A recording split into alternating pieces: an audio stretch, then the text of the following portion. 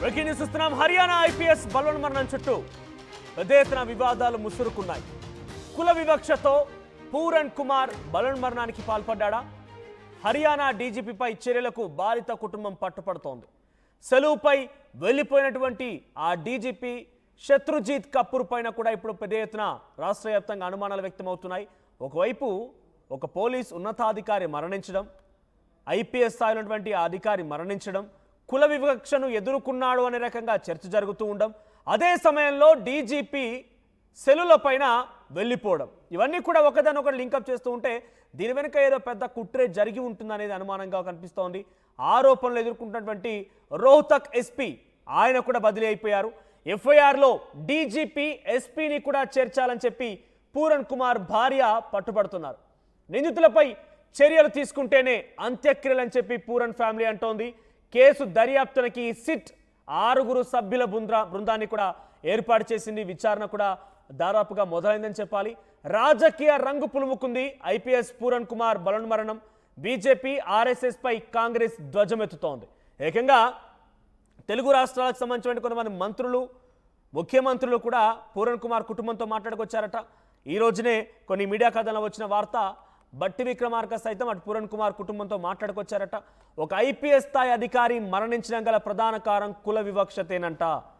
ఒక దళిత్ అనేటువంటి పేరిట తనని దూషించారని, తనపై పలుమార్లు పిచ్చి పిచ్చిగా ప్రవర్తించారని, చిన్న చూపుగా చూశారని రకంగా, అందుకే ఆయన ఈ రకంగా బల్వన్ మరణానికి పాల్పడ్డాడు అని చెప్పి కూడా పూరన్ కుమార్ ఫ్యామిలీ చెప్తోంది. సో ప్రస్తుతానికి హర్యానా డీజీపీ అక్కడి నుంచి సెల్ నేపథ్యంలో వెళ్ళిపోవడం, ఎస్పీ పైన కూడా ఫిర్యాదులందరూ ఎస్పీని కూడా చేర్చాలని చెప్పి పట్టుపట్టడం, రోహ్తక్ ఎస్పీని ఆ సమయంలో బదిలీ చేయడం, ఇప్పటికే 6 సభ్యులతో బృందం ఏర్పాటైనప్పటికీ ఆ బృందం విచారణకు సంబంధించి పూర్తయిపోయి వీళ్ళ పేర్లని అటు డీజీపీ అండ్ ఎస్పీ పేర్లని జోడిస్తే కానీ మేము ఈ మృతదేహాన్ని అంత్యక్రియలకు తీసుకువెళ్ళమని చెప్పి ఐపీఎస్ పూరన్ కుమార్ కుటుంబం చెప్తున్నారు. ఒకసారి ఈ ఘటనపై రాహుల్ గాంధీ ఏం మాట్లాడుతున్నారో చూద్దాం. सरकारी ऑफिसर हैं और चीफ मिनिस्टर ने इनको कमिटमेंट दिया है, पर्सनली कमिटमेंट दिया है कि वो कार्रवाई शुरू करेंगे, फ्री एंड फेयर इंक्वायरी करेंगे और एक्शन इनिशिएट करेंगे. 3 दिन पहले कहा था, हरियाणा के चीफ मिनिस्टर ने कमिटमेंट दी है और वो कमिटमेंट पूरा नहीं हो रहा है. और इससे जो इनकी 2 बेटियां हैं,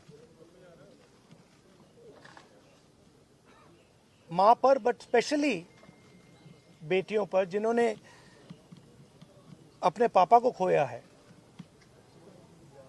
उन पर बहुत प्रेशर, बहुत दबाव,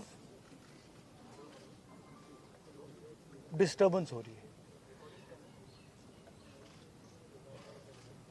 दलित कपल है और ये बिल्कुल क्लियर है कि 10-15 दिन से नहीं,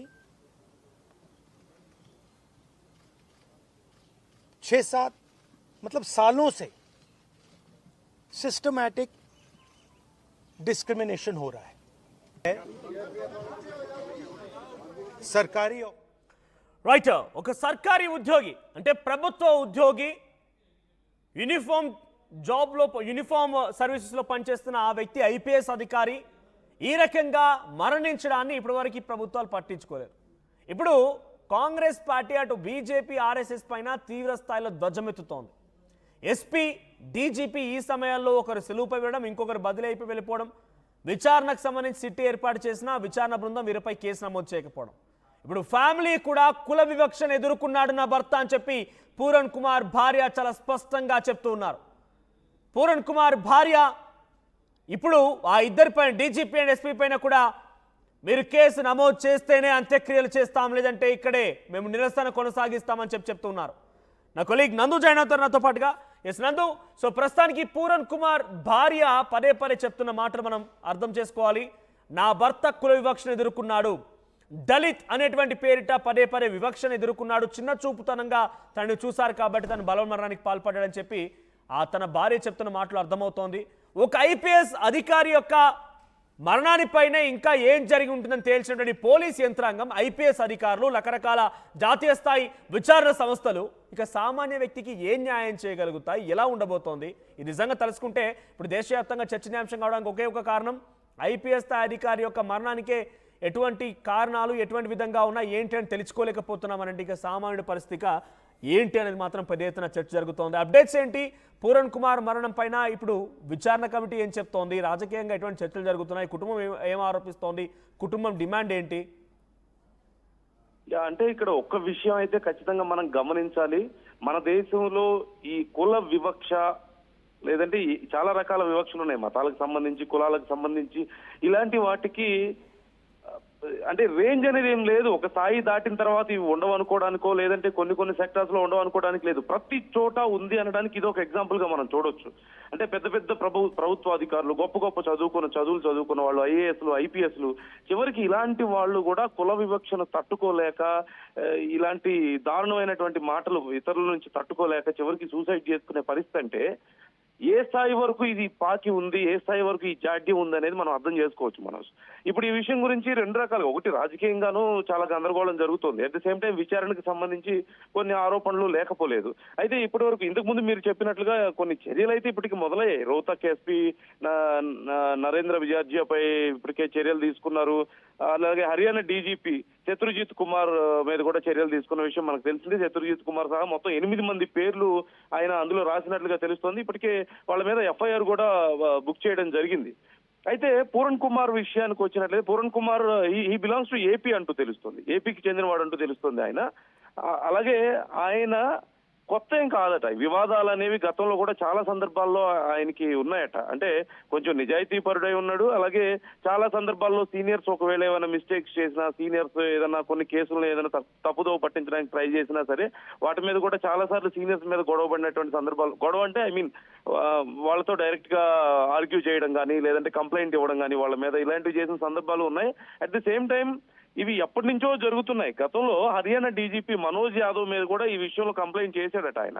ఏది కుల వివక్ష పేరుతో నన్ను ఇబ్బంది పెడుతున్నారు అని చెప్పేసి చేశాడట. వాళ్ళ వైఫ్ కూడా చెప్తున్నారు.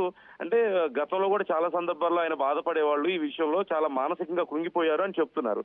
కాకపోతే ఇంటర్నల్ గా మరొక ఇది ఏమొస్తుందంటే, ఒక కొత్త వాదన ఏమొచ్చిందంటే తెర మీదకి. అంటే డిపార్ట్మెంట్ సైడ్ నుంచి చూస్తే, రోహ్తక్ రేంజ్ ఐజీగా ఉన్నప్పుడు ఆయన గన్ మెన్ విషయంలో ఏదో అవినీతి ఆరోపణలు వచ్చాయట. దాని గురించి విచారణ కూడా జరిగింది అంటున్నారు. అవినీతి ఆరోపణలు వచ్చాయని. అయితే ఈ విషయంలో ఆయన మీద కూడా ఎక్కడ ఆరోపణలు వస్తాయో, ఆయన పేరు కూడా ఎక్కడ బయటకు వస్తుందో అన్న భయంతో ఆయన చాలా వరకు కృంగిపోయాడు అనే ఒక వార్త కూడా ఇప్పుడు బాగా చర్చ జరుగుతోంది. అంటే ఆయన గన్మెన్ దగ్గర చాలా డబ్బులు దొరికాయి, అవినీతి ఆరోపణలు ఆయన మీద వచ్చాయి, ఈయన ఇన్ఫ్లుయెన్స్ తోనే ఆయన ఆ పని చేశాడు అని చెప్పేసి కొంత చర్చ జరగడం మొదలైంది. ఆయన పేరు ఎక్కడ బయటకు వస్తుందో, ఆయన మీద కూడా విచారణ జరుగుతుందేమో అన్న భయంతో ఆయన కృంగిపోయి ఇలా చేశాడు అని కూడా కొన్ని ఒపీనియన్స్ కొంతమంది చెప్తున్నారు. అంటే డిపార్ట్మెంట్ వాళ్ళే చెప్తున్నారు. యాక్చువల్లీ ఇది కొంచెం ఇంపార్టెంట్ గా మారి